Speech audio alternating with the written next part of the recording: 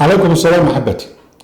أهلا وسهلا بكم في برنامجكم ملاحظات قرآنية، وهذه الحلقة رقم 920، ونحن في كتاب المحمديون بين إهلاك قائم وإهلاك قادم، ونحن في الإسراف في المال مع الظلم، وعشنا من قبل مع الرشيد، الآن مع الخليفة المأمون اللي هو ابن الرشيد. الخليفة المأمون يعني اشتهر بأن هو بيدور على العدل وراجل مثقف ومية مية، لكن بقى الوجه الآخر غير كده خالص.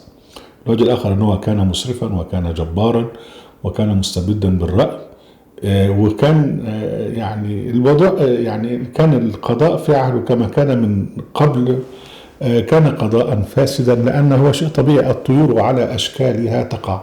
مش ممكن يكون واحد مستبد وظالم ويعين قضاة عدول،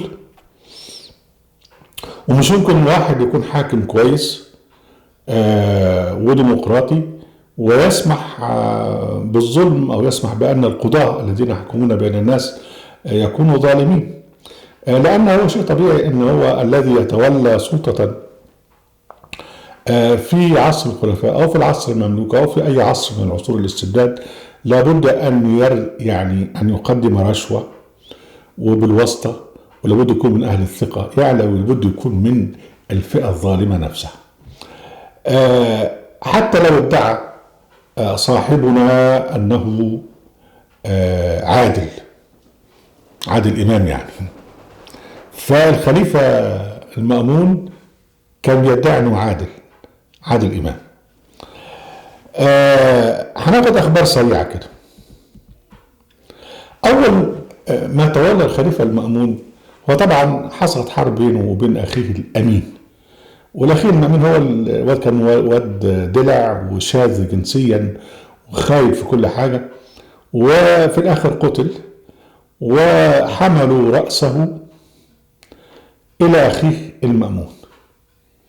يعني الأمين قتل واللي قتله شال راسه وودها لأخيه غير الشقيق المأمون. فالمأمون يعمل إيه؟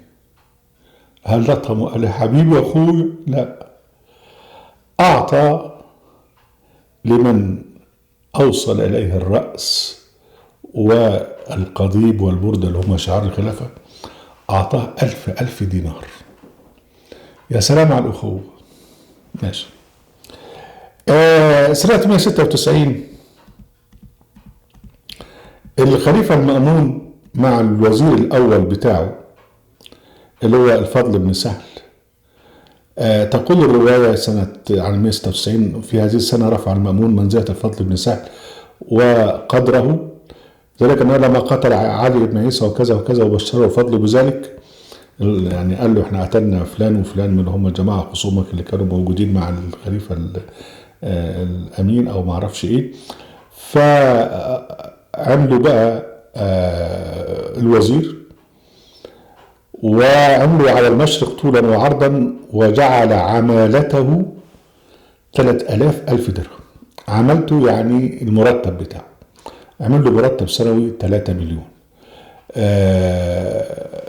يعني يدفع له 3 مليون وبعدين هو بقى يتصرف، ياخد من الإيراد 3 مليون دينار سنويا، وبعدين بقى هو بقى يجمع الفلوس زي ما هو عايز.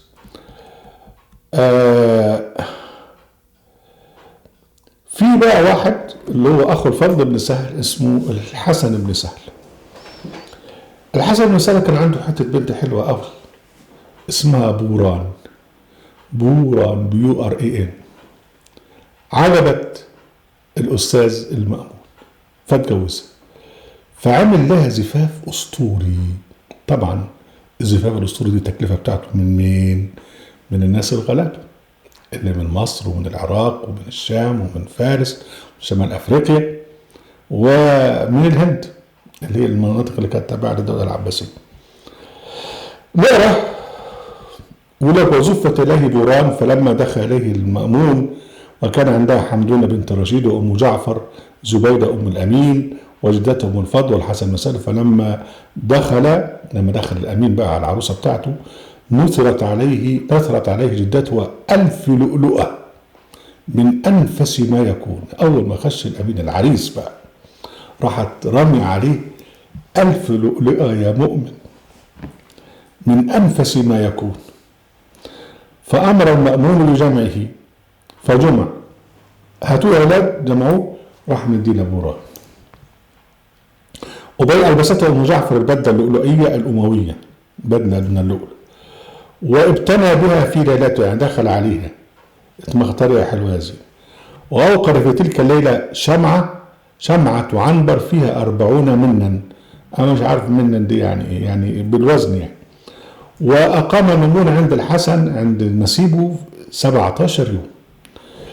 وكل يوم بقى الحسن اللي هو صهر المأمون يعد له كل يوم ولجميع ما معه ما يحتاج إليه. وخلع الحسن على القواد، يعني أهداهم فلوس وكذا وحملهم ووصلهم، وكان مبلغ ما لازمه 50,000 درهم. يعني الحسن اللي هو صهر المأمون دفع 50 مليون درهم. وبعدين كتب أسماء ضياعه في رقاع. يعني ضياع يعني معناها العزب، يعني عنده البلد الفلانية تبعه، شر البلد الفلانية، عنده مئات البلاد. يعني حتى أسماء الضيعة ديت أو العزب دي في رقاع، وراح رميها على القوات. فكل واحد يطلع يبني رؤى كده، أنا البلد الفلانية أنا خدتها، دي بقى الهدية بتاعته. مش بدي فلوس، بدي بلاد، بدي عزب. بيقول لك يا سيدي: وكتب الحسن أسماء ضياعي في رقاع ونثرها على القواد، فمن وقعت بيده رقعة منها فيها اسم ضيعة بعث فتسلمها.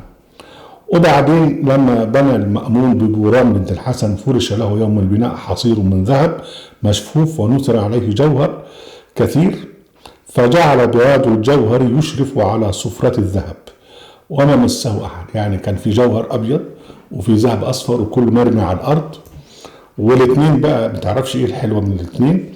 وبعدين بقى الحسن قال للمأمون اللي هو الحسن بن سهل اللي هو أو نسب، يعني قال للمأمون: هذا النثار نحب أن نلتقطه، الحاجة المرمية دي عايزين نلتقطها. فالمأمون قال بقى لبنات الخلفاء: شرفنا أبا محمد، يعني شرفوه ان انتوا تاخدوا الحاجات دي. فكل واحده منهم بقى من الاميرات راحت واخده ايه حته بقى، وخدوا الحاجات المرميه على الارض دي اللي هي الذهب والجواهر. الحاجات دي جايه منين؟ جايه من اجدادنا الغلابه اللي كان يعني يكدون في انتاج الخير للغير. في احداث 206 يقول: لما افتتح عبد الله بن طاهر ده والي المأمون، لما افتتح مصر صوره المأمون خراجها سنة. قال له: خد مصر. كانت طبعا بعد لما يعني كانت تابعة للأمين إلى آخره، وبعدين عين عبد الله بن طاهر وفتحها. فقال له: الخراج بتاعها لمدة سنة، مبروك عليك يا عبد الله بن طاهر. وعبد الله بن طاهر كان راجل كريم بقى، ما هو فلوس يعني هو خسر حاجة. فصعد المنبر فلم ينزل حتى أجاز بها كلها 3000 دينار. لما طلع المنبر راح موزع الفلوس دي كل واحد 3000 دينار. ولما كان واحد اسمه عباد الله بن السري المتغلب على مصر، اللي هو كان في حرب بينه وبين عبد الله بن طاهر، عبد الله بن طاهر دخل حاصر عباد الله بن السري في الفسطاط. فعبد الله بن طاهر يعني مش عايز حرب، يعني عايز. فبعث له ليلا 1000 وصيف و1000 وصيفة. وصيف يعني خدام، يعني مملوك يعني، ووصيفة يعني خدامة مملوكة. ومع كل وصيف 1000 دينار في كيس حرير. يعني عندك 2000 في 1000 علشان خاطر الأستاذ اللي هو عباد الله بن السري يعني يرجع للمسالمة يعني. وبعدين سات بيقول لك موت طلحة بن طاهر خراسان، فولى المأمون أخاه أبا إسحاق شام مصر، ولا ابنه العباس الجزيرة وكذا، وأمر لهما ولعبد الله بن طالب كل منهم ب500,000 دينار، يعني $500,000 لكل واحد. واحد اسمه النضر بن شميل متوفى 203، المأمون كتب له 50,000 درهم. واحد من كتاب المأمون اسمه ابن مسعدة، لما مات كان عنده منزلين، واحد ببغداد وواحد تاني مش عارف فين، ولما مات قيل للمأمون ده هو خلف 80,000 درهم، يعني 80 مليون درهم. فالمأمون كتب: هذا قليل لمن اتصل بنا وطالت خدمته لنا، فبارك الله له ولولده فيه.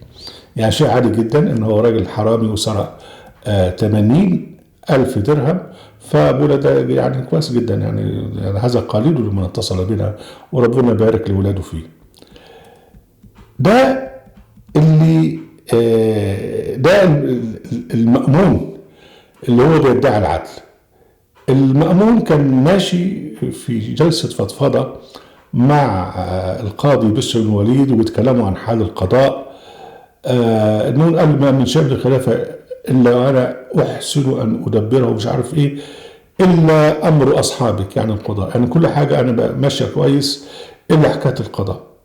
وليه؟ قال لك: ولنا رجلا اشرت به علينا قضاء الأبلة وأرجنا عليه 1000 درهم، ولا له داع ولا عقار ولا مال، فرجع صاحب الخبر اللي هو الجماعة الجواسيس اللي هم بكده بالناحية أن في نفقته في الشهر 4000 درهم. طب جاب ال 3000 دول درهم منين؟ لازم من رشوة. ولك: وربنا رجلا أشار به محمد بن سماعة دمشق وجدنا عليه 2000 درهم في الشهر، فأقام 4 أشهر وجاءنا مش عارف ما يتبعوا أمواله، ورجعنا بخبره فصح عنه أنه يملك قيمة 13,000 دينار. ومن رجلا أشار به فلان وفلان نهاوند، فأقام بعد 20 يوما من دخول يدي في العمل طلع 70 بحينا و20 بحينا، وفي منزلة 4 خدم خصيان قيمتهم 1500 دينار. فالقاضي بقى ينافق المأمون، يقول له: يا أمير المؤمنين، والله ما لك في الخلافة شبيه لعمر بن الخطاب، فإنه كان يفحص عن عماله وعن دقيق أسرار حكامه فحصا شافيا. فرد عليه الخليفة طبعا يعني مرائيا: يا بشر، إن أهم الأمور كلها إلي أمور الحكام، يعني القضاة، ووددت أن يتأتى 100 قاض مرضيين، وأني أجوع يوما وأشبع يوما.